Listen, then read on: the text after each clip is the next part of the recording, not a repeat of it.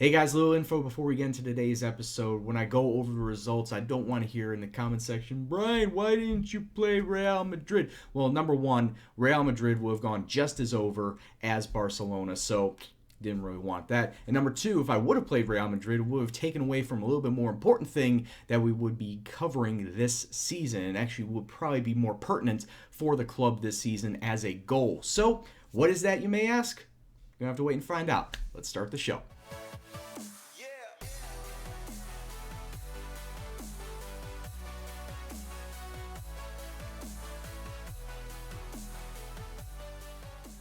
What's up, peoples? It's Gendo here, and welcome back to the Basque Boys. Of course, as always, if you are still enjoying the series, please go and drop it a like. Now, today, we got ourselves the final match in our Europa League group stage, and then taking on Real Betis in the league. But before we get to that, we got to go over how we've been faring in all competitions. We played in the league, we've played in the Europa League, as well as the Copa del Rey. So let's take a look and see how we've done. And since our last episode, we did come away fairly decent, getting 3 wins out of 6 in all competitions. We did have a little bit of a lull in between all of that, but that was mostly because of congestion in the fixtures as well as going up against Real Madrid. But outside of that, 2 wins, a draw, and a loss in the league following the Zoria match. We started off against Malaga, 1-0 versus them. It wasn't all that great. It was very heavily dominated by Malaga, but in the end of the first half, Mikel San Jose coming away with a goal that saw us with all 3 points. Following that, Villarreal, it was once again another heavily dominant match by the opposing team, and we were very lucky, as the media said, to come away with a draw. Not very happy about that whatsoever. And then following that, Real Madrid. Raul Garcia in the 11th minute, giving Athletic Bilbao the lead, but then James Rodriguez and Cristiano Ronaldo realized who they were and what team they were playing for. A loss is a loss. It's against Real Madrid. It was to be expected.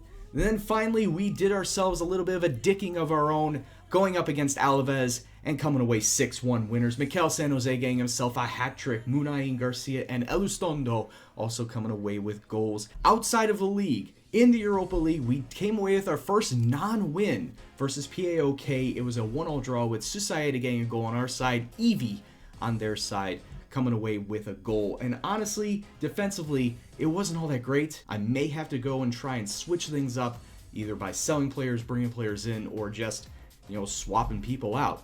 It's a bit of a problem and not something I want to have, especially this late in the season. And then finally in the Copa del Rey, where matches are over 2 legs, we got ourselves a 2-0 victory in the first leg. Garcia and Benyat coming away with the goals there. This should be an automatic advancement in the second leg, but at least we got ourselves off to a great start. Taking a look at the table, those 7 points in 4 matches have pushed us up into 7th place, level on points with Alaves and Real Sociedad, but we're behind Sociedad because we lost to them earlier in the season. It's based off of head-to-head results, not goal difference first and foremost here in La Liga. So in order for us to rectify that, if we are going to be tied with them later on in the season, we need to come away victors in the return side. But as it is right now, we're just about halfway through the season, still got a lot of matches to go. A little bit of an update on this guy. Mikel Moreno has been made available for loan by Dortmund because they're not playing him in the league. They realize he needs to get some first-team football, so as soon as the January transfer window comes in, I'm gunning for him. Guess who's back? Back again. Adariz is back. Tell a friend. Yes, that's right, Adariz is back from his torn hamstring, and yes, giving him a start today might be a bit of a risk, but hey, he needs his fitness back, and starting him is going to be the only way to do it. So he's going to be up top. Also to note, Aymeric Laporte, 2-star in Libero. His training is starting to hit an uptick, and he went from 1 star to 2 stars over the last month and a half. And as you can clearly see, he is starting to get more natural at that position. I can only hope that he will continue his development as we go on through this season. But anyway, let's take a look at the rest of the squad. Since I am going to be using this formation, Iago Herrarin is going to be in net today. Elostondo Echeta along the back line. Lecue DeMarcos, the wingbacks. Rico and Iturraspe, the 2 defensive mids, or just mids. And Munain Susaeta out on the wings. Yes, it's a bit of a rotated side, but as I said before, it's the Europa League. We're already advanced. Might as well give people that have not played a chance today. It's so nice that 2 of my players are starting to get back into how they should. Adariz back in his striker position, and Laporte getting better and better at his sweeper role. It's what I wanted. I do have to say, having that sweeper back there in Aymeric Laporte, it's great that we have, proper defensiveness, but also getting up front. Munayin, as I was about to say, I think Aymeric Laporte was up there as well, but Munayin gets his foot on the ball into the back of the net. It's 1-0 to Athletic. Free kick from the edge of the box. Elustondo. It's not direct, but Munayin on the volley through one player. I think it was one of our players too, but what a great volley. Great score, putting us up in the lead. So far, only shot on target by either side, and we've taken 9 shots total. One thing I've noticed in this formation, and I've noticed it for quite a while now, when we do play at sweeper, at least one of the center backs ahead of him play absolute garbage. And today, that is Chabiacheta. That's not good, especially he's also looking complacent. We got a couple players looking complacent, somebody looking uninterested. I know we're already advanced guys, but can you just please do a job, especially on the back line? But anyway, I'm not going to be making any changes. They're doing all okay. You guys can do a lot better. Fine, they're mad at me because I told them you could do better. Free kick, Susaeta gets the ball. What a flick on from Itaraspe to Iker Munayin, but he's offside. I mean, he did look a little offside. I didn't realize how bad it was. Oh well. I must say, just like with the last episode in the Europa League, there is just a whole load of nothing going on. I'm sorry, there just hasn't been much of anything. Sabine and Boveda were subbed on, and they themselves haven't really done much. This is going to be the last kick of the game at Cheta with a header over the ball, or header over the bar, excuse me, but it's full-time. Athletic 1, Zurich 0. Jesus, that was dreadful. That was dreadful, dull, boring. Put every adjective out there that says this match was bad, because it was. I guess the one positive here is there weren't any injuries. So now with all the Europa League matches done, we got ourselves top of the group, and PAOK will be advancing out of the group with us. Now, since we top the group, I forget, does that mean we get ourselves a second place group in the next round, or do we get one of the third place from the Champions League as well? I can't quite remember because I don't really normally play in Europe all that often. So I don't know what the rules are, don't know how those are, seeded and whatnot, but I guess we'll find out in the next round. And for troubles, we also have 960,000 euro to add to the bank for not just picking up the win, but also achieving first place in the group. So cheers to that. See, this guy though, Iñaki Williams, I brought him back, and in the first match back, he gets re-injured with a back strain. If he keeps getting injured, I don't know what I'm going to do with them. Right, so here we go with the second match of this episode, and we're taking on Real Betis, who are currently sitting in 17th place. They are relegation candidates, so hopefully we can come away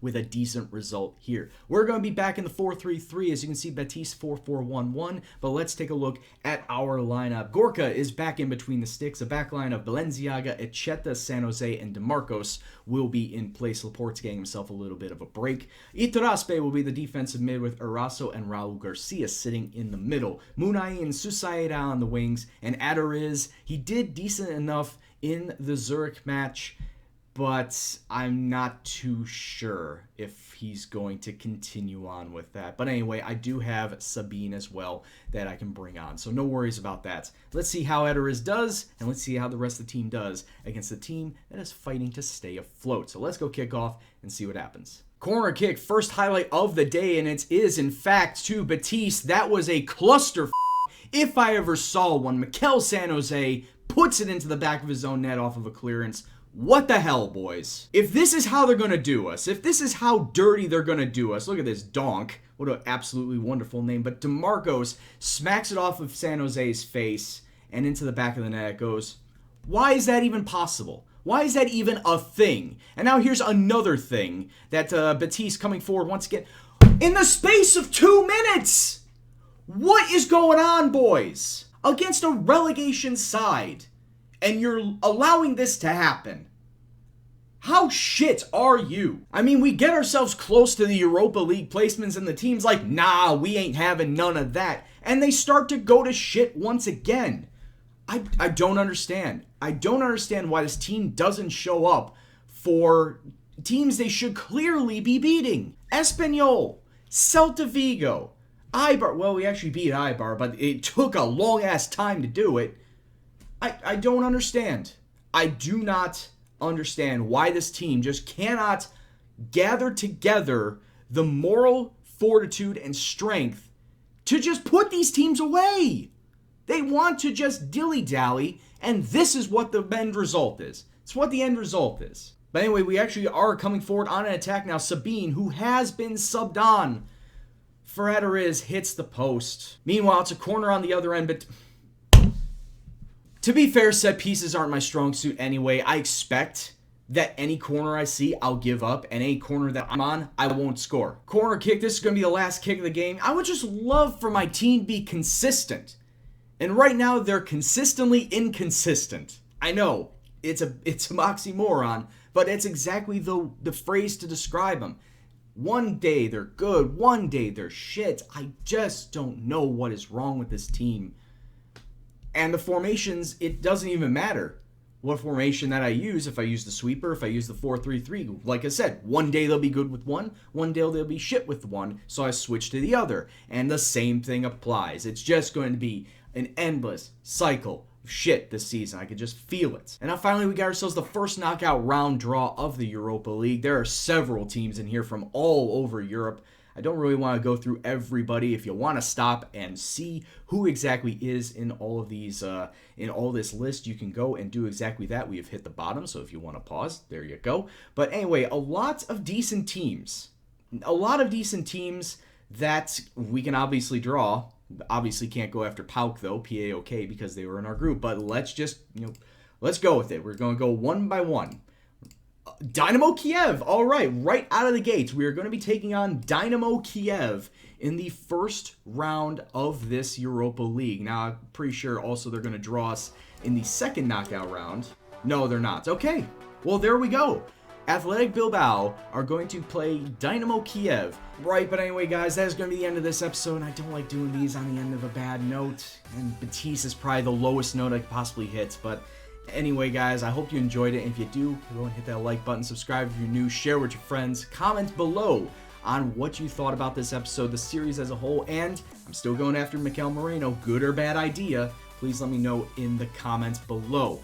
But anyway, guys, this is Gendo, and I'll see you in the next video. Take care, and peace out. I just want someone to help me with these formations. Someone who knows what they're doing. I'd probably be a superhero if they do.